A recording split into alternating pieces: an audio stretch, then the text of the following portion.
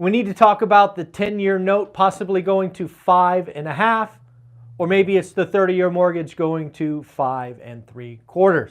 There's a lot of stuff going on in the economy, lots of people talking about completely opposite outcomes.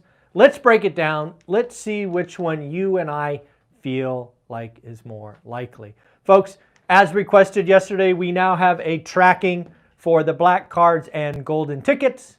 I will do my best to keep these updated. Again, thank you for the recommendation. You can always find the totals there. But let's get into the daily financial news for Thursday, January 4th. Let's talk about jobs first. We got 2 reports today. Again, the big number is tomorrow. That said, the ADP report will be talked about for 24 hours, and then no one will talk about it. So what happened in the ADP report? It beat expectations. The ADP report last month was 101. It was threatening to break below triple digits. The expectation for December was 130,000. Drum roll, please. Actual 164,000. So we are back to exceeding expectations. Again, frankly, this is another good number for the Fed. The job market is not falling apart. As we will see next week on inflation, inflation seems to be coming in. Again, this number combined with the JOLTS report, the Fed has to be smiling, but all of that goes away because the number that matters is tomorrow, the Bureau of Labor and Statistics, how many jobs we created. I believe the expectation is 150,000. If it's way above that, we have a problem. If it's way below that, we have a problem. If it comes in around that number, ideally slightly under, again, the Fed will be happy. What about the weekly report? Again, the weekly report on Thursday morning is the one that you and I should stay close attention to. At least for the next 3 to 6 months. With the threat of layoffs coming in early Q1, where you and I are going to see the number first is here. It's the weekly number. So what happened this week? The weekly number just came in. Let me find it. Oh, there it is. Last week was 220,000. Expectations were 216,000. Actuals, 202. Again, a good number. The Fed continues to smile. Back to the ADP report. Where were the jobs? Where were the jobs? Well, leisure and hospitality came back. Last month, you may remember, it was negative. Leisure and hospitality plus 59,000. Construction plus 24,000. Where was it weak? Manufacturing. Manufacturing lost 13,000. What about wages? What about pay? What is going on? Wages up 5.4%. If you watched our discussion yesterday with Melody Wright talking about what's going on in the economy, we spent a lot of time talking about wages. I wanted to make sure we had a conversation to help educate the audience around nominal and real. So let's do that right here. Nominal wage growth, 5.4%. What would the real wage growth be? Well, subtract your favorite inflation number. Let's use 3% just to make the math easy. If you take 5.4, you minus 3%, finally, wages are positive in real terms.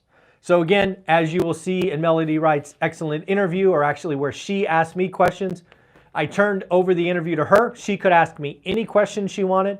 I did not know the questions ahead of time. I did not edit the video. She was free to ask any and all questions. We certainly talked about wages. So again, wages are up. Just so you know, 5.4% is wage growth if you stay at your employer. 8% if you are a job changer. And we spent a bunch of time talking about that as well. So, weekly jobless claims. Again, Melody Wright. So a lot of you over the years have said, hey, why don't you go get Reventure Consulting and debate, have an interview, whatever. Just so you know, if you haven't been around for a while, I've reached out to Reventure Consulting over the years a dozen times. In fact, 2 or 3 years ago, I offered him $10,000 to his favorite charity, and he wouldn't come on. Just to be clear, that offer no longer exists. I don't respect him. I think he uses incomplete information. His story hasn't changed. No respect. So that offer of 10 grand 3 years ago, when I was like, you know what? I think he's onto something. That has since gone to the wayside because, let's be clear, he's been saying the same crap for 3 years and he's been wrong for 3 years. That said, Melody Wright is often called a crash cyst, sometimes called a doomer. I think she is experienced and went through the Great Recession and saw some crazy stuff. And she is helping open my eyes to a part of the market I know nothing about. So I reached out to Melody Wright and said, hey, Melody, would you like to come on my channel and ask me any and all questions about housing or the economy? That's how the interview happened yesterday. She was gracious enough to say yes. I think you and I owe Melody Wright a debt of gratitude. She didn't have to say yes. She was very gracious. I think we had a fun time and great conversation.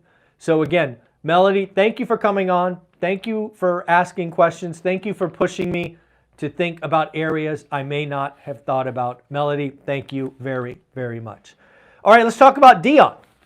So I don't know if you've known this, but Dion is the narrator for 15 Conversations with Real Estate Millionaires. If you go to Audible and you download or buy that book, there's a link below, I think, you can hear Dion read the 15 chapters. Dion was also gracious enough to offer to narrate one rental at a time.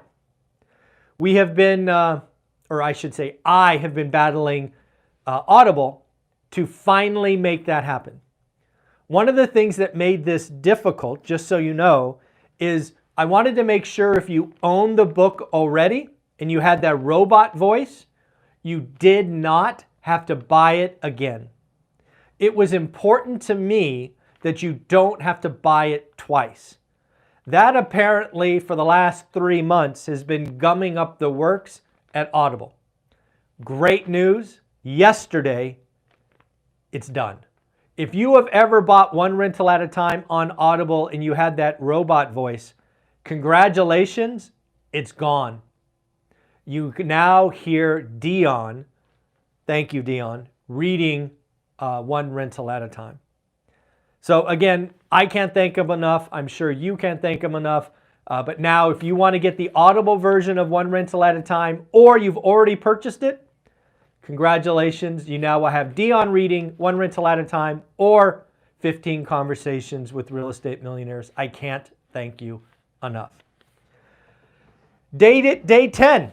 So I don't know if you know this, but we were running my first and only 10-day boot camp. I will never, never, never do this again. It is 20 plus hours of my life, but I'm glad that we are now on day 10 and I have a treat for you. If you are in the boot camp, we are going to do our final day on Saturday. I believe it's January 13th, so not this Saturday, the following Saturday. And we are going to have Dion, Matt, Mike, Millennial Mike, and I there to answer any and all questions. The Avengers of Real Estate wanted to give back. They wanted to say thank you. They wanted to answer any and all questions. So day 10 boot camp, you are going to hear from the 4 of us and be able to ask any and all questions as kind of a capstone to our boot camp. So look for a Zoom invite later today, and I will see you for our final day of our one rental at a time boot camp. Again, Mike, Matt, Dion, thank you for being there. And then finally, I have refunded a couple of tickets, general admission tickets for our event in Vegas. We have two tickets available as of today. By the time you watch this, it might be sold out. But if you want to go try, we have 2 tickets left to the event in Vegas. I know a lot of you want to come. They've been sold out for quite a while. I just refunded 2 tickets for someone. So if you want to go, general admission, 2 tickets in Vegas, 17th and 18th of February. Go buy them now. There's a link. You can find them on Eventbrite, all that stuff. Enjoy. Fed minutes. So what did the Fed have to say? Again, if you don't know what happens, generally 3 to 4 weeks after the Fed meeting, we get kind of a sanitized summary of what was actually discussed. I don't think it's unreasonable to assume that it's a sanitized version, meaning they're releasing what they want to release and taking out what they don't want you to hear.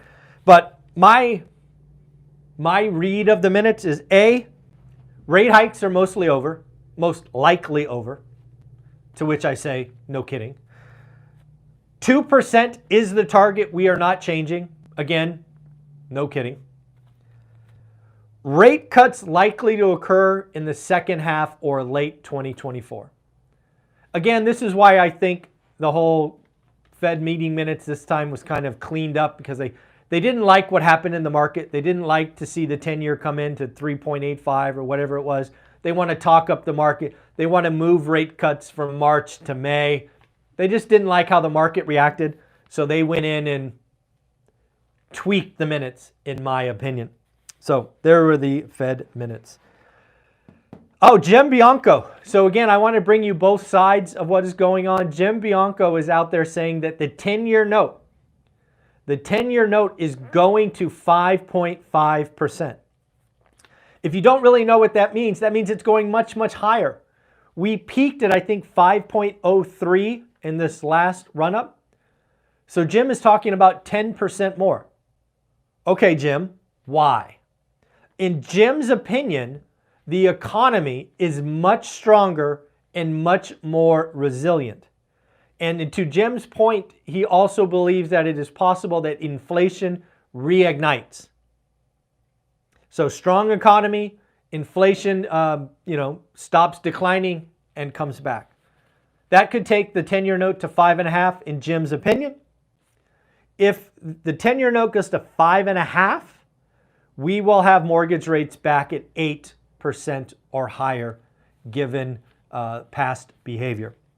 That said, on the complete opposite side, we have had multiple forecasts revised for the 30-year mortgage. Wells Fargo and Bank Rate in the last 48 hours have come in and changed their 30-year mortgage forecast for the end of 2024. Both of them, coincidentally, picked the same number. Both of them picked 5 3/4. So what is it? So you can't have Jim Bianco right with a 10-year at 5.5 and 30-year mortgage at 5 3/4. That logically doesn't make sense. So I believe what Wells Fargo and Bank Rate are saying is A, the economy is slowing down, inflation is falling, it won't reignite, and we will get multiple rate cuts next year. So again, I ask you, as you look at the economy, do you think it is strong and resilient like Jim? Or do you think, you know what, we have some problems, it's weakening. We may not get a recession, but it is certainly not accelerating. That is really the question, in my opinion, between Jim's 5.5 and 8, 5.5 10-year 8% mortgage, and Wells Fargo and Bank Rate. So again, there you go. And then the last thing, something that I'm very proud of. I believe it was about 9 or 10 months ago, we talked about the mortgage spread between the 10-year and the 30-year mortgage. It was over 320 basis points. Why is that important? Well, historical average is 180. So we had 1.4 or 140 basis points of additional margin. As I've said for 9 months, that would only come in meaningfully when banks believe the Fed was done. Great news. Banks believe the Fed is done. That has now come into about 286 basis points. So some of the mortgage rate reduction is compression in the margin. But here's the deal.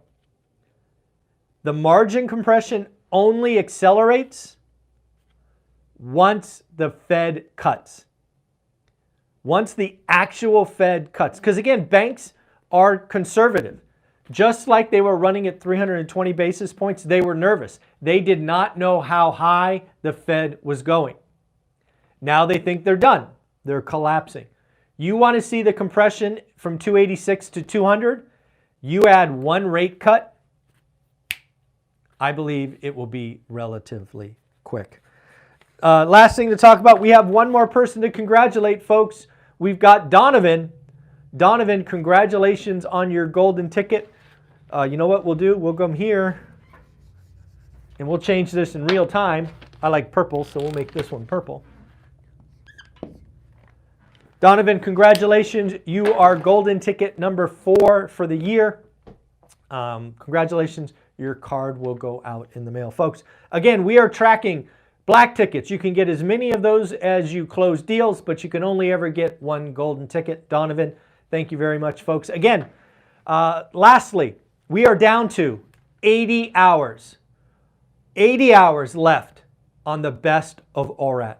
If just a few of you would go to Best of ORAT and watch or click on a video that's 2 hours long, we could, in theory, close that 80-hour gap today. I'm just saying. Also, we are now up to 48 virtual tickets. 48 virtual tickets. We sold 7 virtual tickets yesterday. Thank you, thank you, thank you.